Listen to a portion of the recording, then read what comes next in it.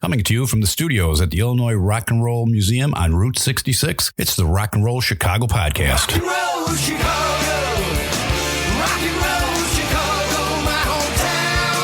Well, I was born in the city, gonna rock the city, Chicago. Chicago rock and rollers are the best you're out around. We're rolling. We're rolling. No, you're Ray. Oh, that's right. Hey, everybody. It's Ray the Roadie. And this is Hollywood Mike. What's happening, Mike? We're rolling, apparently. We are rolling. See, that shows the generation. You went into Rawhide, and I went to rolling. You went into the Blues Brothers. Yeah. No. Actually, boy, you're older than we thought, because that was not the Blues Brothers. That was Limp Bizkit. Oh, your version. Yeah. Well, So what's going on? you could see a doctor about that Limp Bizkit. Yeah. It's actually hymns. If anybody from Hymns is listening, we're looking for sponsors. We are looking for sponsors. Yeah. We Come are on, always Hymns. looking. Right. Yep. That's right. We'd be happy to. So what's going on? Still freezing my ass off. Yeah, it's cold. It's cold, man. I don't like winter. I got to get back to Florida. And all this rain that's coming down is probably going to turn to ice in the morning. It will. It will. I don't know what the heck's going on. Nothing. How was Florida? That's right. You were in Florida. We haven't talked since It then. was wonderful. It was warm. It was great. We were in Fort Myers, of course. Did you meet up with Terry? No. Yeah. We just decided to hang out at the beach, at the pool. You know, we did nothing. We just that's what you're doing. that's what we wanted to do, is do nothing. And we were pleasantly surprised that Fort Myers looks pretty good. Yeah. You could tell where all the homes are missing and businesses are gone and stuff. Yeah, but yeah. it's cleaned up. It's coming back. Well, that's good. It was nice. We had a good time. We're talking about going back in February or March or something. Yeah. Did you, by chance, see D-Rocks? No, she plays at the place we were staying at, the Lighthouse Resort, every Wednesday. Right. Just so happened that Wednesday we were there, she was not playing there. Oh, no kidding. So if she was playing anywhere, we couldn't really get to it because we didn't get a car. Yeah. It's shocking. There's like a half dozen or so people that used to live in this area here, and they've all moved down and they're playing the circuit in Fort Myers. It's beautiful down there. Yeah. Beautiful. Yeah, it's a lot of fun. If you get onto Facebook, there's a lot of people that listen to the podcast. Mm-hmm. They go down there and they have pictures of themselves with people we've had on the show. Yeah, and see? they're playing a circuit down there. See? Yeah. I'm sorry. Who's this guy we got in the studio here? Pete Stillwell. All right. Wrong one. You hit the wrong button. I don't know how you cannot remember which button it is. I don't know, but you know what? This totally It's kind of cool. But it totally sounds like this is Pete Stillwell. Yeah. This is his theme. This is it. He's walking in the studio. You should see him. Yeah. He's coming down. How you doing, Pete? Good. All right, stop. Good to be here. There we go. There it is. Didn't want to stop. I dig it. Yeah, thanks for coming in. Yeah, thanks for having me. How's life? Life is good. Life Yeah? is busy. Yeah, For sure. Tell me about that. You're hosting a podcast, or not a podcast. You're hosting an open mic. I do. I host an open mic every Tuesday at Social 45 in Frankfurt. So we do that from 7 to 10 every Tuesday. Been doing it for coming up on 5 years here. At the start of 2026, it'll be March of 2026, it'll be 5 years. So Wow, no kidding. pretty good haul. Yeah, and again, if anybody at Social 45 is listening to this podcast, Wants to sponsor us. We are looking for sponsors. if any of you 3 people listening right now work at Social 45, That's right. I might know a guy. So he's been hosting a open mic night for almost 5 years at a place that's at the other end of the mall that I work at 2 days a week. no kidding. And you guys have never met. I've never gone in there. Nope. I mean, I work an 11-hour day when I'm there, so I'm like 8 o'clock, I'm out of here. Yeah. But now I'm going to have to go in there. Yeah, go check it out. Yeah. And that's on Tuesday night. Hey. Yeah, maybe, It's a maybe cool we'll have to spot. Get down there one time. Yeah. I mean, the food is really, really good. Really? And it's a little hidden gem. People don't know about it. I mean, some people do, of course, but not as many as should know about it. And it's really good. I mean, excellent. Right. Huge portions. Jeez. Might have to get them for a sponsor. Yeah, that's right. Yeah. That's right. Like I said, I know a guy. You know a guy there? So tell us about your musical journey. Little Petey man. Stillwell was rocking and rolling in a crib, looking at that little mobile thing going, I got to play those. I had one of those. It was, who was it? Pooh Bear. Winnie the Pooh. Yeah, I said Pooh Bear. You did say Pooh Bear. Man, Yeah. I'm never going to live that one down. No. No, it's Winnie the Pooh. I had one of those things, a mobile. Is that what they're called? Yeah. Anyway, no, Unless you're in England, it's mobile. mobile. Yeah. Yes. I've been playing out at some level since, I think I did a talent show when I was in high school. And so like the mid to late 90s. But then I started gigging when I was probably 21, 22, something like that. I'm 46 now. So been, I don't know, 25 years of playing shows and stuff. But took the guitar up. I played piano a little bit too, played the trombone in high school. Got a jazz scholarship offered to me at the U of I, and I turned that down because, of course, I said at the time there's no money in music. Yeah. So that was what I said, and I didn't do That's it. a smart. No, that's a smart move. You know, God, a jazz scholarship to play the trombone in college. Yeah, and they wanted me to go to. I think I'd prefer to get laid. Thank you very much. I tell you, it's not a sexy instrument.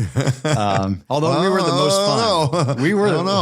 We were the most fun instrument in the band. You know, like the trombones are always the crazy players, right? And that's in like every band I've ever seen that has instruments. So, but I did. Here's something cool though. So when I started my first band, this was in Champaign, Illinois.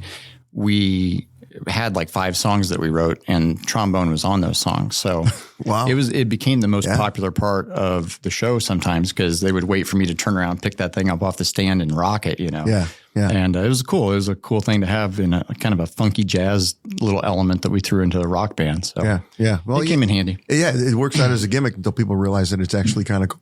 Yeah. Yeah. Yeah. Well, we had the Omnitones in here not too long ago. Yeah. And they had a guy with a horn. Yep. Just a single trumpet player. Yeah. A guitar player and a trumpet. And they sounded great. It's different, you know? Mm-hmm. So did you play the trombone first? No, I took technically organ lessons, but piano lessons. So did whatever, you? So did I. Did you? Wow. Look at that. Yeah. I played my organ constantly when I was 12. That means 2 things. There go any potential sponsors. Well, you never know. We talked about hymns. That's what they call a double entendre, I believe, in the biz. Yeah. No, I played from 8 to 12. I quit taking lessons because the teacher was not nice. And it's the only thing my parents ever let me quit. And I kind of regret it. But so I quit that. I took trombone from 5th grade all the way till I was out of high school. And then started guitar in high school just by myself, never took lessons or anything. And that's what I wish I would have really taken lessons on. Right. So I'd be a lot better than I am. But started writing songs and started a couple bands, and here we are.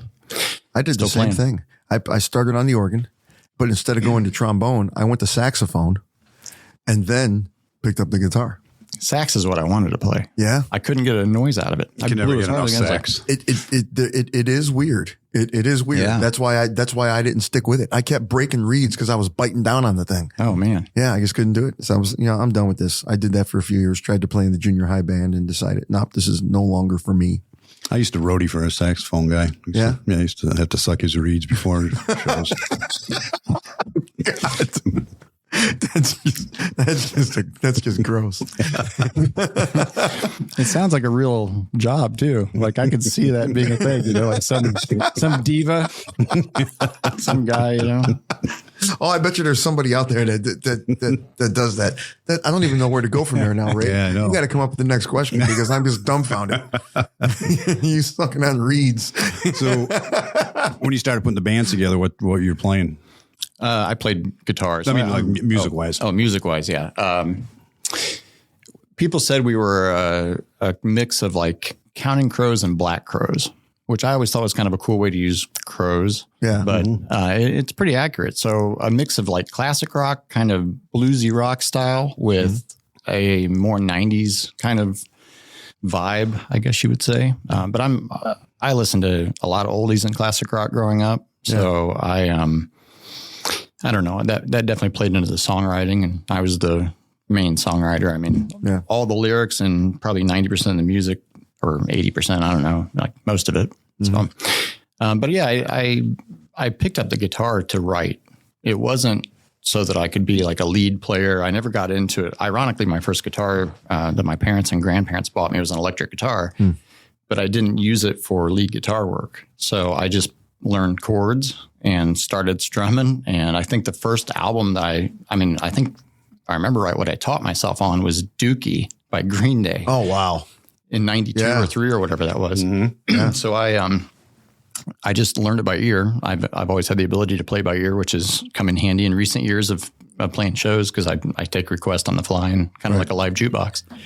But I started that, and like I said, I did it just to be able to write lyrics mostly.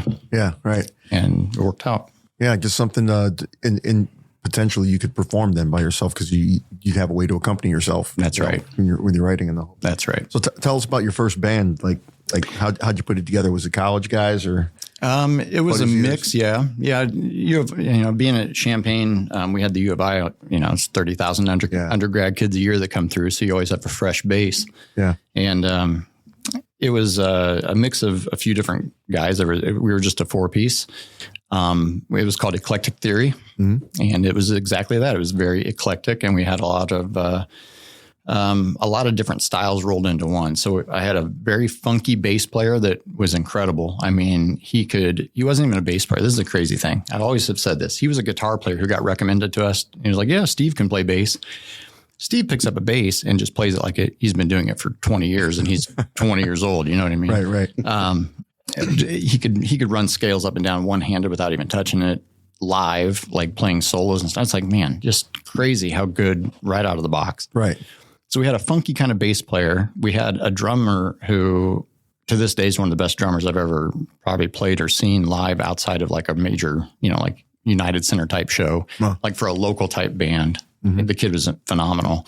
And so he would play anything and everything. We'd give him like a 20-minute drum solo in the middle so we could take a break, and the fans loved it. And we had our whole little thing down with the trombone and the drum solos. Yeah. And, it was a show. It was good. Yeah. But he was phenomenal. And then Duffy, the guitar player, was Hendrix-esque kind of guitarist. So we had a mix of different types of players. Oh, I should have said the drummer was very Dave Matthews-esque. He had a huge kit, Carter Beauford style. And he pulled it off too. That was a thing. So it was cool. It was a fun thing. We had lines down the street to see us. I mean, it was hard to get in to see a show if you weren't there early, like an hour ahead of time. Yeah. That's something that nobody ever talks about very much when you talk about music and influences from Illinois is the University of Illinois campus has always been a fantastic place to be for music. Even back in the 50s and the 60s and the 70s, the bands that would go through Champaign and the college kids would go and see, like, I remember being in high school, had some friends that graduated a couple years before me, went down to visit them. And before they were anybody, we saw REM playing. We snuck into a bar and saw REM playing. I can't even remember the name of the bar, but Red Lion. May have been. Was it REM or REO Speedwagon? It was REM. Okay, REM. It was REM. REO Speedwagon from Champaign. Right. They formed there. Yeah, well, at the Red Lion. So. Right. No, but this was REM. I saw REM play there. That's wild. Then a few years later, REM's on the radio, and you're like, holy crap, we've seen these guys play before. Unreal. But I hear stories like that all the time about the influence that Champaign has had on the music, not only just in Illinois, but nationally. Yeah. Even internationally. So that's a place to start. It's a good town. A lot of fun. It's changed now. Yeah. The campus is unrecognizable compared to what it was 20 years ago. Oh, yeah. There was nothing over 2 stories on the main drag Green Street. Right. Nothing was over 2 stories. Now it's all 10-story steel and it's like Chicago. I'm there all the time, actually. I do a lot of work on the campus there, but I've seen it grow over the years. Well, I'm there every year or almost every year. We're actually twice a year at the Performing Arts Center because that's where they have trade shows and stuff like that. And so that's a beautiful Performing Arts Center they've got over there as well. Yeah. The Credence Center. Yeah, absolutely. So fantastic. Yeah. So you graduate from college? I did. I didn't go to U of I. I should probably say that as a disclaimer of some sort. Okay. So because I turned down that scholarship and for other reasons, financial and otherwise, I was pre-med, pre-physical therapy, kind of mix of that. Right. So I went to Parkland, the community college. Oh, gotcha. Okay. All right. Which is like little U of I, right? Yeah, right. So I went there for 2 years, didn't transfer, took a year off, went back in business for a couple of years, and then started my own company several years later after that. But just ended up working at the time for Papa John's, another pizza place than Papa John's. Yeah. And I did that, and that's how I met some people, and then the band started around that time. And cool story about this. I will say this. So when I was working in the pizza place, I had terrible hours. I was a manager, so I was there from like 4 p.m. to 4 a.m. Wow. Yeah. Awful hours. And therefore, we couldn't play music very often. We couldn't practice. We couldn't gig out. So my guitar player was like, I got to get you a job that you don't have these terrible hours so we can play shows. So he got me a job working at a place for people with disabilities. Fast forward, after I'd been there for maybe a year, I don't know what it was, a woman walks in who turned into now my wife, and that's where I met her. So had I not managed the pizza place and had a band that needed me to move out of the pizza industry to get into a better job, might not have met who I'm married to and have 3 kids with. So wow. Kind of a cool band related thing there. Yeah. Yeah. That's, and a band actually caused the family to come together rather than break it up. Yeah. So the guys you're playing with now, the band you're playing with now, are any of them, were they the guys you first started playing with? Well, so I'm not in a band anymore. Oh, you're not? I'm solo now. Okay. I just play solo, like cover shows. Every once in a while, some original shows, if you get lucky and find somewhere where you can play a half an hour or an hour of original tunes. But no, they're all split up around the country now. Okay. So don't talk to them that often, but it's how life is, right? Right. But I am trying to get back in the studio. I'm supposed to do it this winter, but it's already midwinter here and I have not done it yet, but I'm supposed to get in and do an album. Okay. First one I've done since the band was together. So in that case, I'm thinking about importing them back into the mix and doing something. Sure. So we'll see. Pretty nice. Who are your main influences, or I guess what's your preferred genre? Who are some of your favorite artists? I love the 60s, 70s rock for every reason that everybody loves it for. Right. But I was influenced heavily by Bob Dylan. I can't lie. I mean, lyrically more than vocally, I hope. And then 90s rock was a big thing, that was in my formative years of junior high school, and when everything's starting to come together. And so that had a big effect on me. So I think Counting Crows is definitely one of those bands. Yeah. Again, lyrically speaking, Matchbox 20, that kind of stuff, right? So that was big. People always told me like I sounded kind of like those bands. And I thought, well, that's really a huge honor to me, because that's like who I was listening to when I was writing. But I never got into like the harder, heavier metal stuff. I mean, I like it, but I just never like super hard stuff. I'm talking about like screaming and all that. I never got into that. Right. I was more the folk end of the spectrum. Mm-hmm. No, I get that. Well, I'll tell you what, let's take a quick break and get you set up and have you play something for us. Sure. Love to. Yeah. Be right back. You're listening to the Rock and Roll Chicago Podcast. Your Sunday nights just got a whole lot bluesier. Get ready for the Bus Stop Blues, a show that takes you deep into the soul of the blues with classic hits, road stories, and live jam sessions. Hosted by bluesman Kevin Purcell and me, the one and only Road Bill. The Bus Stop Blues is 2 hours of nonstop blues, banter, and badassery. Check out the Bus Stop Blues podcast at thebusstopblues.com, where you can listen on Spotify, iHeart, Apple Podcasts, or any other major podcast platform. Hop on board the Bus Stop Blues, where the blues never stops rolling.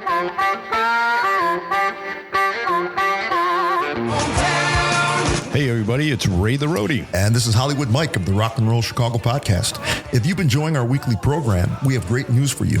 Just tune in to Road to Rock Radio on Mondays at 7 p.m. Central Time, and you can hear a rebroadcast of one of our past episodes. Then again on Thursdays at 7 p.m., you can hear our most current episode brought to you by the Illinois Rock and Roll Museum on Route 66. So go to roadtorock.org, scroll down, and click on Radio Station. That'll bring you to the Road to Rock Radio, a station committed entirely to the great music from Illinois, from Chicago blues born on Maxwell Street to today's rock and roll and everything in between. 24/7, all music with its roots in Illinois. All right, we're back in the studio, but before we get to the singing and portion in a whole bit, Explain the hole in your guitar. he's got a hole in his guitar like Willie Nelson. Willie Nelson's guitar is called Trigger, I believe. He's got this giant hole in it.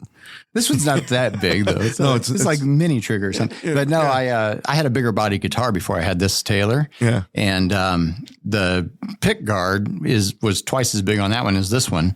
And I was strumming way harder when I was playing with a different duo trio kind of thing I had going on, and we'd get jamming pretty good. Well, the pick would just catch that part of the wood over time, and it just wore it down and then turned into a hole. It's been the same size for years. Yeah. It doesn't get bigger. It just is what it is.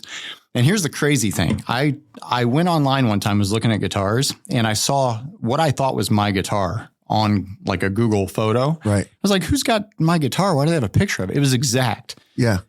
Turns out that this is kind of a thing that harder players get sometimes with this exact guitar because of the strumming pattern and the pick guard being narrow right there and stuff. So it's like a Taylor thing that I've seen now online. So I don't feel as bad about it, but it also makes it original. So yeah, that's crazy. I've never wild. anybody wore a hole through the. yeah. All right. Well, if you look at it, the pick guard's only an inch wide. Yeah, that right is there. crazy. So that is like actually it's really, crazy. really narrow. It's almost like the pick guard is almost like it's just there for decoration. Yeah, like it goes down here, but not up here. So, and I was playing it up here and caught the wood. And so. it hasn't affected the sound of the guitar. No, especially because I plug it in anyway. Yeah, so, right. Wow. Yeah, no difference. Crazy. All right. Well, let's hear that thing. All right. So, I don't know. There's a couple that I thought of maybe doing. This is one that I've resurrected. This is an older song that I wrote. I know where I wrote it at when I was living in Champaign. This is way after the band days. I was married, already had 2 kids when I was living there. So this would date somewhere around 2012, I think, is when I wrote this. So the song's called Jack and Jill. Just kind of a love-ish song about love-ish, girl chasing boy actually chasing girl, that kind of thing. So All right. anyway, goes like this.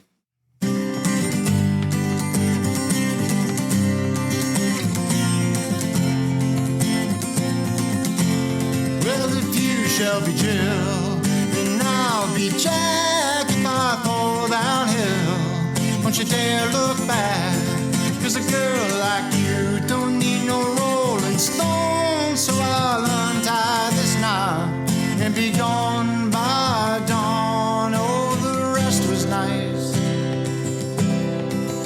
but a rest nonetheless. Oh, it's about time to go. Gonna crush you, I know. It's about time.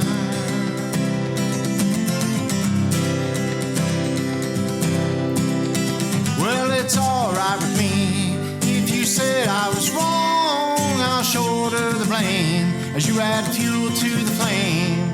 'Cause a man like me can't sit idle for long. So I'll take your pill and keep tripping alone. Oh, this tryst was nice,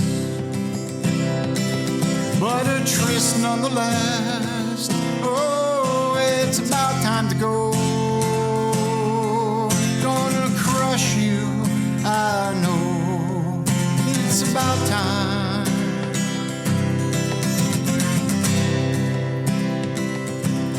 And when that lonesome chill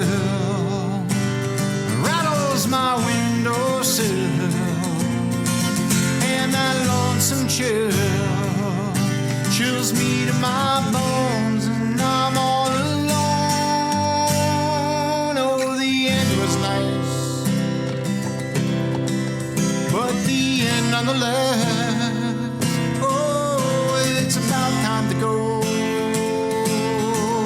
Gonna crush you, I know. It's about time.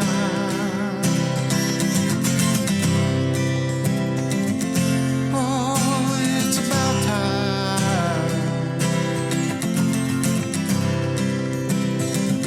Ooh, it's about time.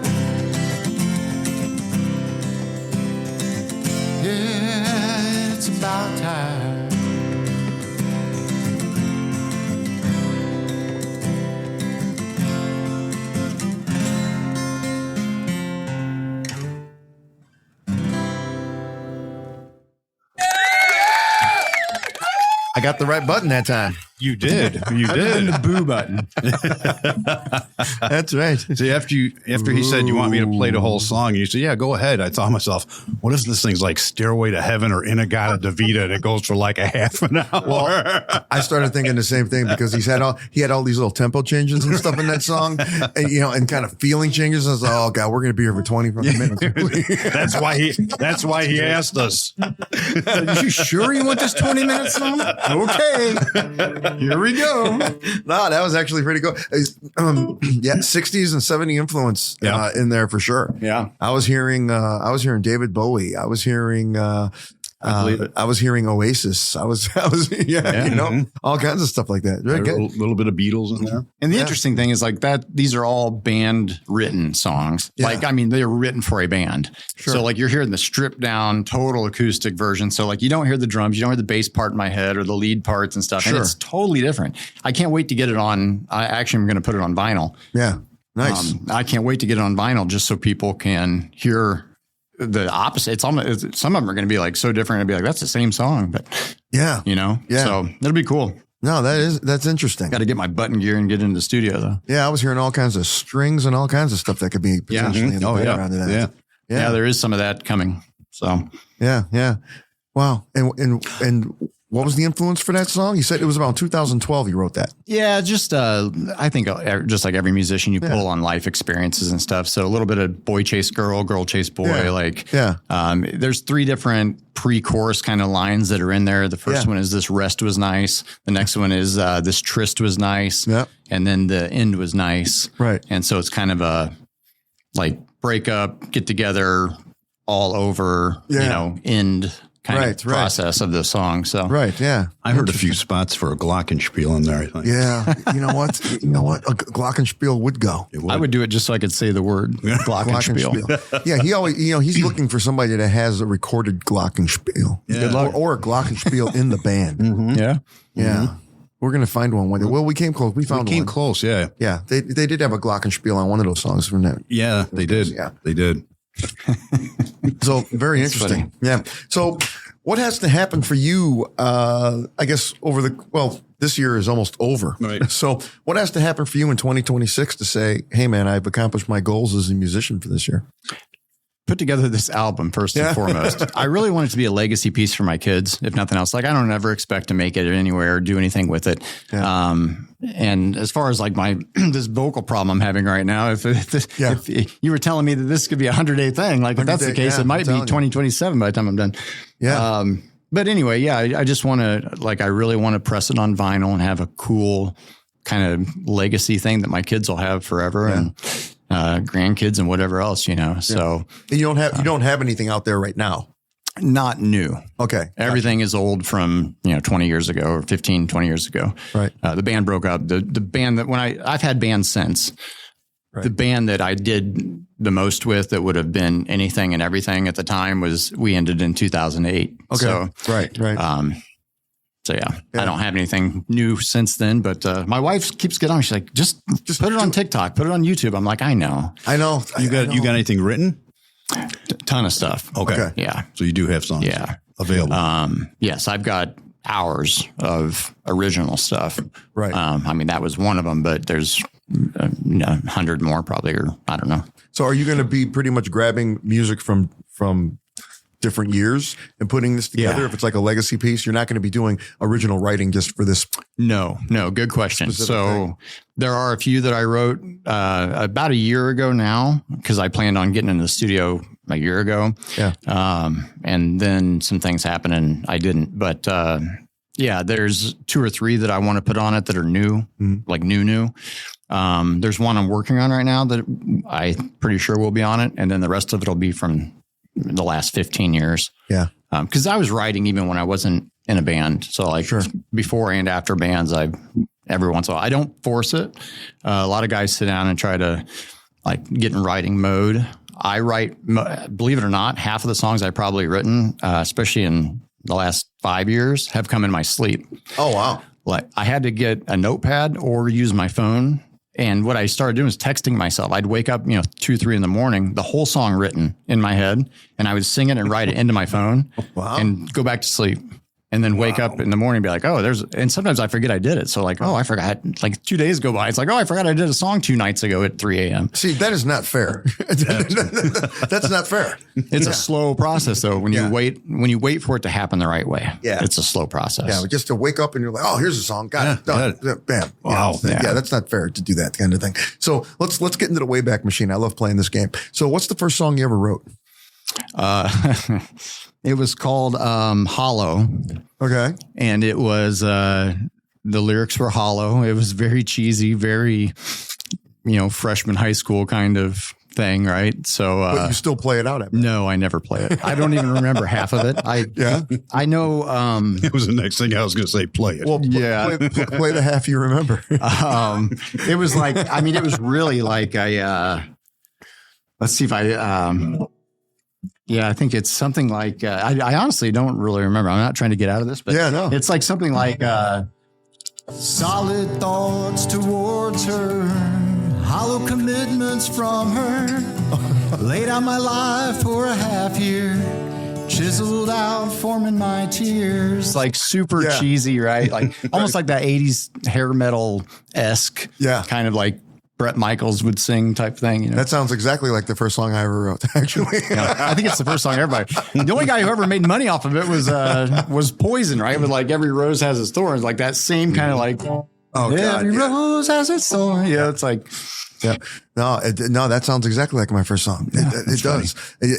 I was in high school a little bit before you. I graduated in 88. So, Poison, you want to talk, Poison, that was the height of Poison. Right. Mm-hmm. And Guns N' Roses was just starting to come in a whole bit. But the first song that I ever wrote was literally a 4-chord song on 3 strings.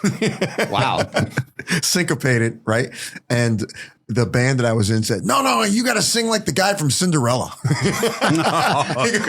So I was there. Did you put the tight pants on? And oh God, yeah. I had a hot pink Washburn guitar and leather pants. Gosh. And my hair was about as long as Ray's and it was naturally curly. So all the girls, that actually worked in my advantage because all the girls were like, who permed your hair? No, this is natural, baby. That's fantastic. Yeah, it's kind of funny. I'm glad there are no pictures of that left anywhere. Oh, I'm sure there's something. I even cut my own picture out of the yearbook. So I don't want my wife to go through it and see, oh my God, this is what you looked like in high school. Yeah, I didn't want that to happen. Yeah, thank goodness social media wasn't around back then, right? Oh God. We'd all be in trouble. Oh, thank I had God. a bowl haircut. It really looked like I had school pictures, from like 7th grade. Yeah. Oh my gosh. Yeah. Terrible. These great big glasses at the time before I got contacts. Yeah. Wow. So what's the song? What's a song? Well, you said you've woken up out of a dead sleep. Yeah. And had a song written in your head already and everything. Yeah.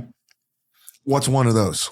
I could play it for you or I could tell you about it, whichever you want. No, I want to tell us about it. And then so it's called Going Home to Chicago, which is funny because I don't technically live in Chicago and I haven't for years. I did live there at one time. But it's it just came. I don't even know how else to describe it. I don't really know what all it's about. Mm-hmm. There's some, you can kind of infer from some of the verses what it's about, but it wasn't like I was distraught or if I was happy, like it was nothing. I was asleep. Right. Yeah. Technically I was asleep. So, but I woke up and got it down as fast as I could and, wrote the chord structures out and stuff. And I was like, and then I just did it. And then I think I added the, a bridge part later, and you weren't having a dream. You weren't dreaming that you were writing a song or anything. You just woke up and had this song. No, it's weird. The first thing I dream, like I'm laying there, like singing, like hearing it in my head while I'm asleep. Wow. And then what happens is I kind of wake up like half, right? Like I feel like it's like lucid dreaming. That's a good way to put it. It's like lucid dreaming. So I'm laying there thinking it through, hearing it. And then at some point, something tells me, I'm like, I got to get up and put this down. And so many times over the years, I've told myself like, I'll just do it when I wake up. I'll remember. It's so good. I'll wake up and remember it. Right. And those are the ones I never wake up and remember. And they're lost forever. Yeah. Are you an alien? Oh, I wish. I'd blow this popsicle stand and be out of here. Right? Yeah, good. Let's hear this. Let's hear this. Why not? Going Home to Chicago is the name of this? Something like that. I don't know if that's the official title, but He came up with everything in his dream except the whole song. You couldn't come up with a title in your dream. I couldn't. No. They didn't give me that. The other aliens. The aliens didn't give him No. that. They pulled that out with the probe. That's right. All right, let's see if I can do this one too.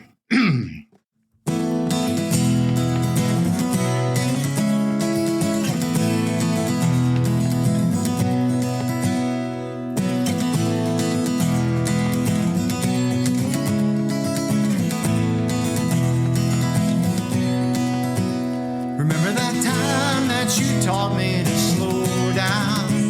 Remember that game that we played every time you came around? There's always the need in my heart to be filled again. Always the need to find out who I am. Oh, oh.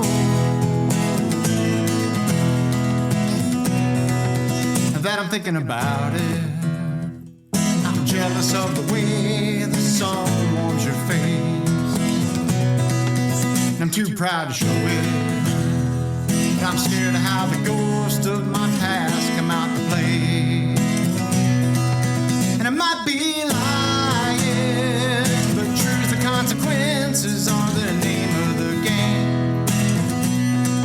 There's no getting around it. She's different from you, but so much the same. Well, I'm trying to turn back the clock, and I'm dying to be something I'm not. Well, the headlines may change, but the story's the same. And I'm going back home. I'm going back home to Chicago.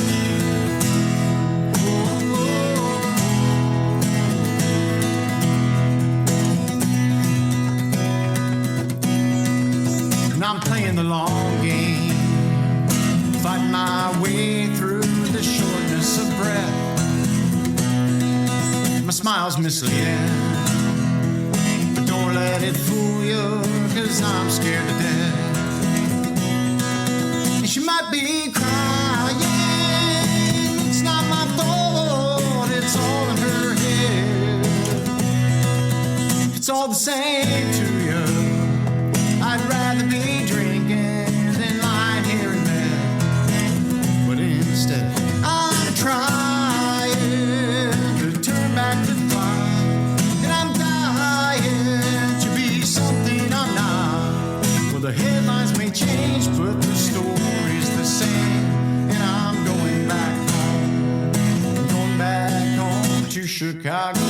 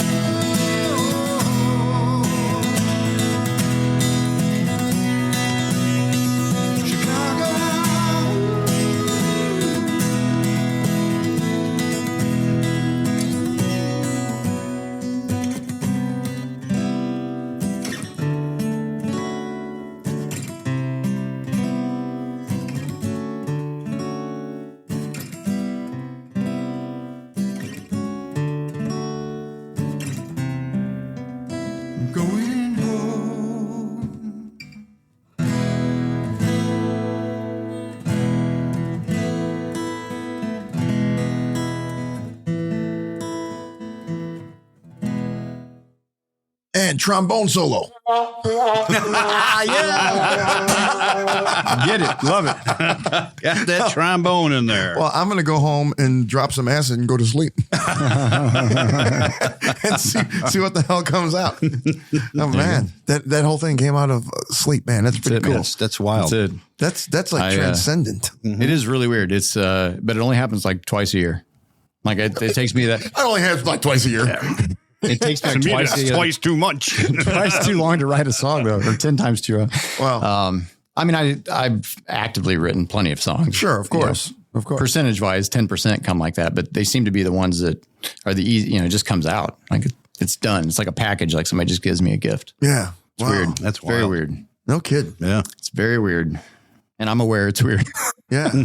Yeah. Like Wow. first to admit. Before we get too heavy into this, how can people find you, first of all? I mean, Facebook and I am on Instagram, I guess. Pete Stillwell Music. So 2 L's in the middle, 2 L's on the end. There is a Pete Stillwell with 1 L in the middle. I think he's in London or something. Okay. It's not me. So yeah. It's Stylewell. Yeah. There's something like that. Yeah, right. Okay. Yeah. Right. Okay. So you got any gigs coming up? Well, let's see here. I don't have too many. I've got one, I think I do a lot of private parties these days too, just to switch it up. So, I'm doing one of those December 18th. And then, I've got some other stuff, I think, in January and February, but I can't remember when and where. I don't play as much as I used to. I used to be at one point a couple years ago, it's probably been 5 years ago now. I was playing like 2 or 3 shows a week and hosting at one point 3 podcasts a week, or not podcast. Now I'm doing 3 open mics a week. Yeah. Wow. So I was out 6 days a week. Yeah. It's like, it was just too much. And running your own business. And running my own business with 3 daughters and the whole gamut. So it was too much. So now I've dialed it back. I play maybe 1 show a month. Okay. And I'm trying to like get my energy back for music. I'll be honest, like, and anybody that plays out often, I think, can relate to this.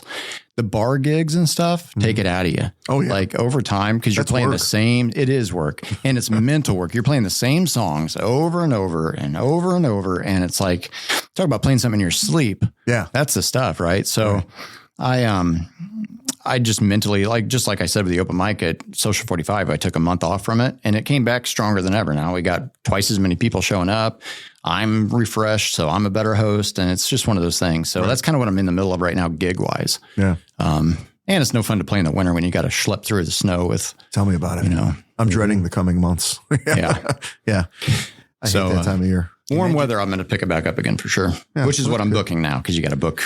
That's the other thing. I don't know if you guys have realized this or been part of this, but booking shows now is like, you got to book the year at some of these places. They're like trying to book everything at one time, and they get everybody in a rotation, and then they can be done with it. Right. And they take, which I hate.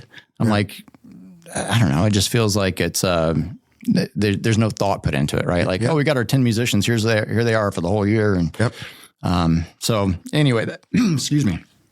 There's that thing again.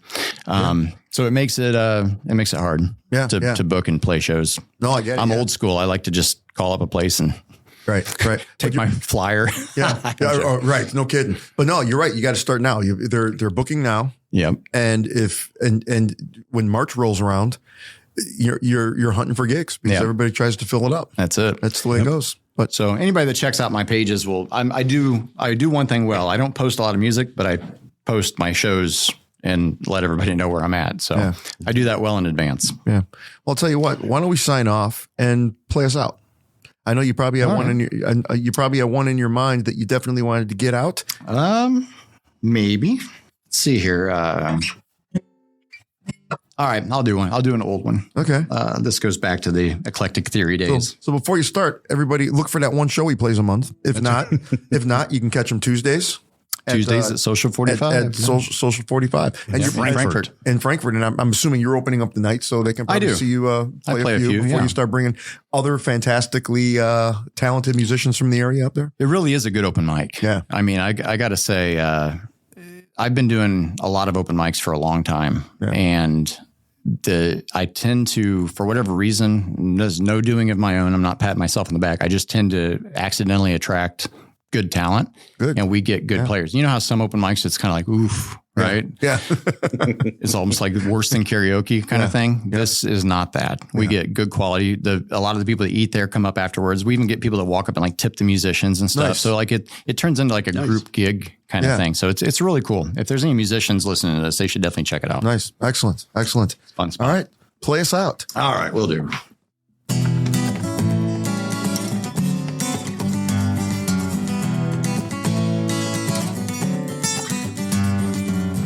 Met a million people in my day just to hear what they had to say, just to see what kind of game they play, to know what they're all about. Try to take it down to where used to be so unaware, used to be more here than they're here. For all I know, it's over now. This town is empty, you said it yourself. This town is simple, no different than ourselves. This town is evil, it's got something up its sleeve. So unbelievable, but still too hard to leave.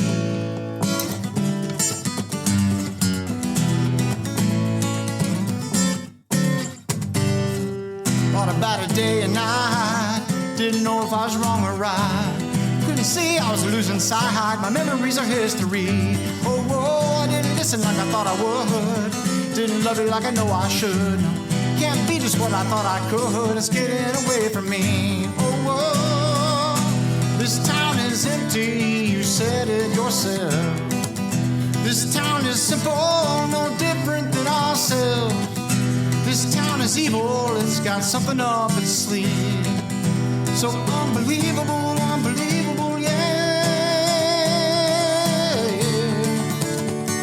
It's still too hard, it's still too hard, too hard to lay. It's all make-believe, yeah. It's all make-believe tonight.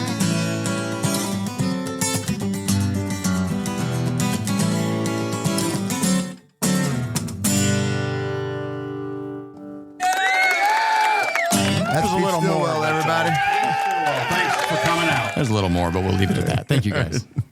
The Rock and Roll Chicago podcast is edited by Paul Martin. Theme song courtesy of M&R Rush. The Rock and Roll Chicago podcast does not own the rights to any of the music heard on the show. The music is used to promote the guests that are featured. Rock and Roll Chicago.